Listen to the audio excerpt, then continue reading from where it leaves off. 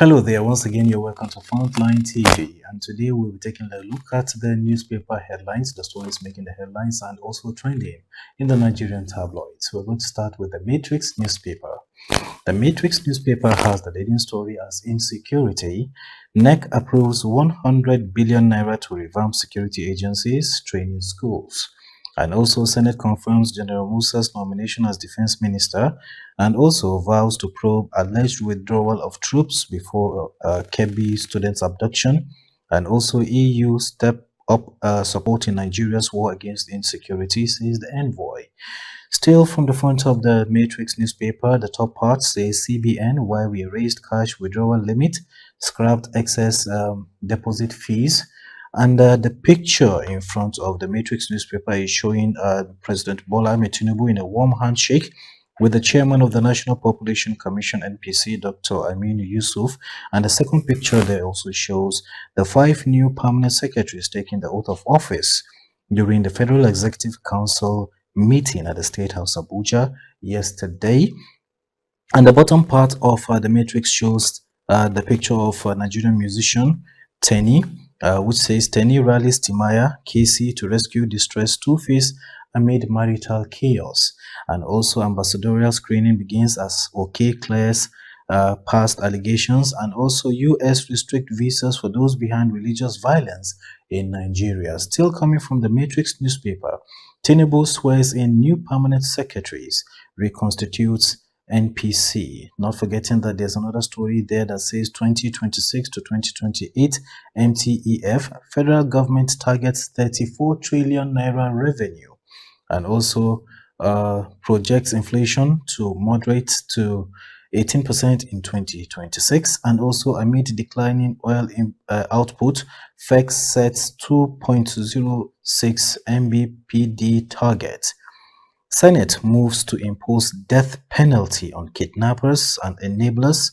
And also on sports, Arsenal beats Brentford, restore 5-point lead. Liverpool escape defeat, Chelsea lose. That's the much from the Matrix newspaper. Now we're going to take a look at the Guardian newspaper. The leading stories from the Guardian newspaper. The headline says, Senate reps adopt hardline anti-terror measures, back Musa. And also orders maintenance of status quo. And also this one is actually public notice. And it says NECON versus First Trustees, FBN Quest.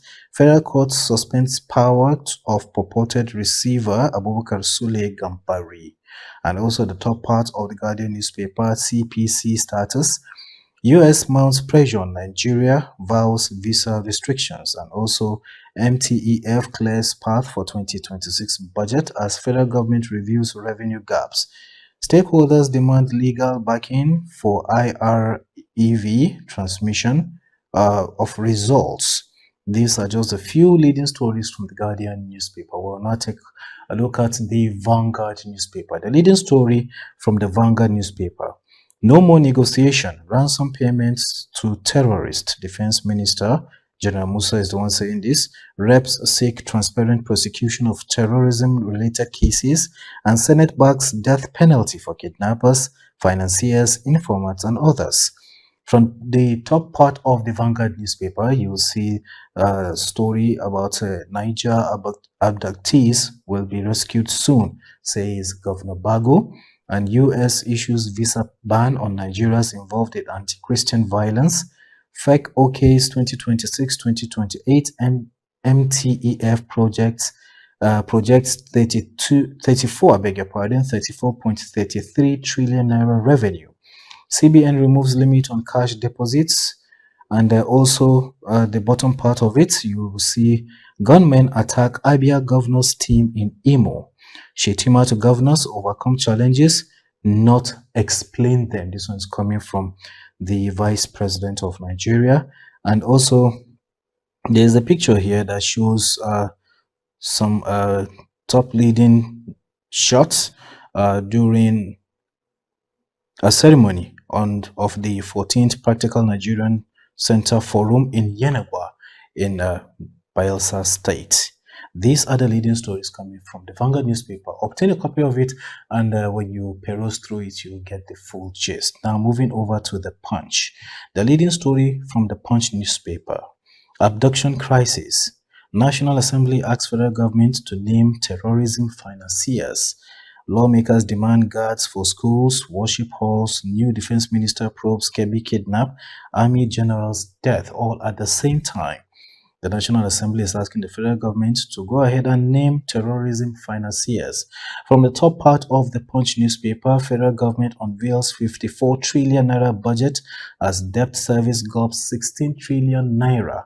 And also, voter registration review begins as INEC closes registration, and U.S. company withdraws Nigeria's presidential jet from sale. And the bottom part of it shows Senate questions ministers on $30 million school safety project, and also 22 Lagos PSP operators fired for underperformance. CBN ends cash deposit limits for bank customers, and there's a picture here showing a building presenting 1.67 trillion naira appropriation bill to Ogun Assembly. Miners reject governor's 6 months mining ban plan, and also AMCON repays 3.6 trillion naira loan to CBN. Obtain a copy of the Punch newspaper, and then you get the full story there. Moving over to the Leadership newspaper, coming to you straight from Frontline TV this beautiful day. The leading story from Leadership newspaper, the top bold headline says, New Defense Minister says no negotiations with terrorists. Akpabio confirms intense U.S. pressure on Nigeria as Senate clears Musa. Contractor from the top part of Leadership: contractors block Federal Ministry of Finance, demand settlement of 500 billion naira debt. I feel your pain, Bago tells parents of abducted school children. Central Bank, also Leadership is carrying the same story of Central Bank that has to do with the removal of cash deposit limit, and also over 2.5 million new voters fully registered in ongoing exercise, says the Electoral Commission. CSOs condemn reports describing, they're condemning the report describing Kanu as new frontier of bandits. And also there's a story, there's a picture here of the executive secretary of an organization that is the DBN in a group photo.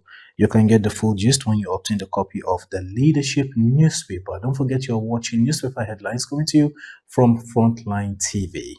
Now, the Blueprint is next. That's the next newspaper that we're going to take a look at. The leading stories from there. Let's stop negotiating with terrorists. Ban illegal mining. Vows to probe General Uba's killing, and also troops withdrawal from MAGA school.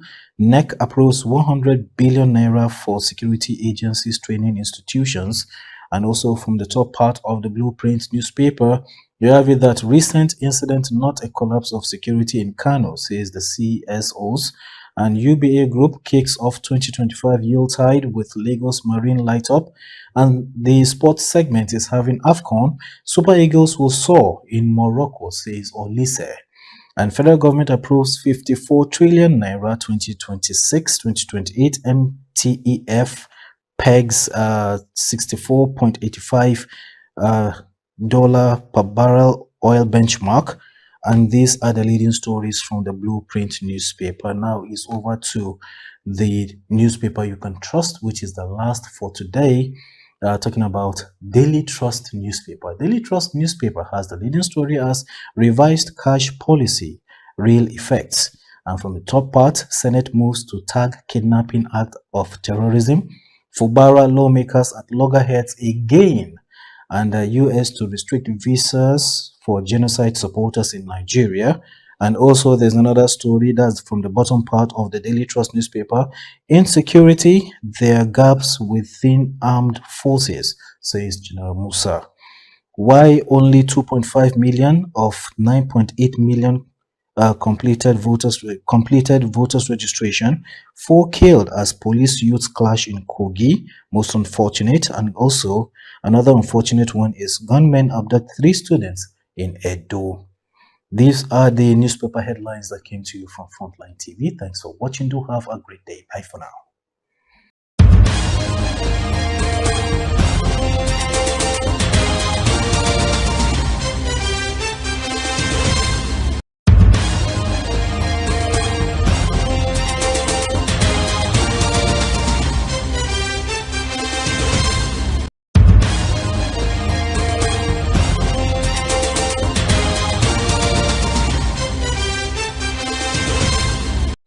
Senate confirms ex-CDS Christopher Musa as the Defense Minister. The Senate has confirmed retired General Christopher Musa, former Chief of Defense Staff, as Nigeria's Minister of Defense after a rigorous 3-hour screening.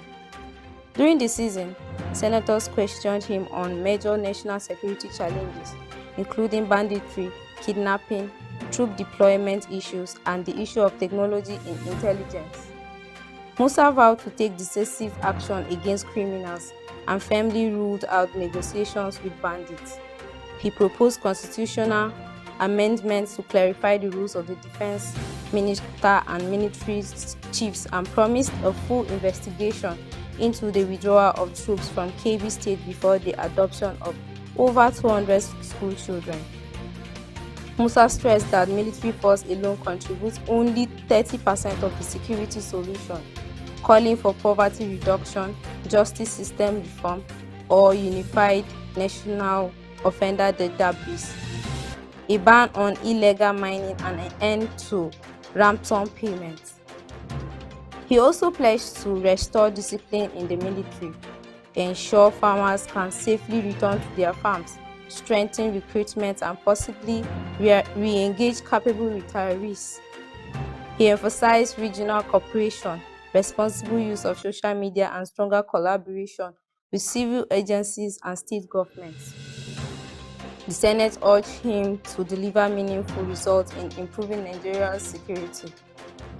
Senate orders move for implementation of tax reforms in LGS.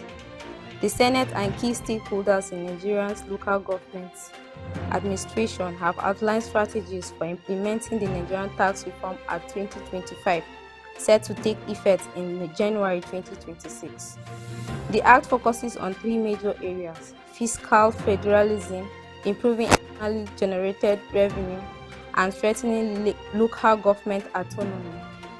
Speaking at the Nigerian Local Government Development Summit and Award in Abuja, Senate President Godswill Akpabio, represented by Senator Binos Dauda, described the act as a major shift towards modernizing local governance. He said it will simplify tax processes, expand revenue resources, reduce dependence on federal allocation, and promote transparency.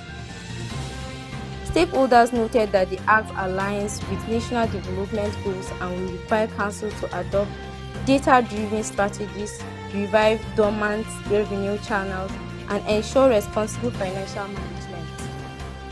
Consultants at the event highlighted President Bola Tinubu's efforts towards achieving full fiscal autonomy for local governments, noting improvements in fund releases following the Supreme Court's pronouncement. Professor Uche of the Presidential Committee on Fiscal Policy and Tax Reforms explained that the reforms will drastically reduce multiple taxation. Starting next year, local and state governments will be limited to a maximum of 9 taxes, easing business pressures and creating a more friendly environment for local enterprises.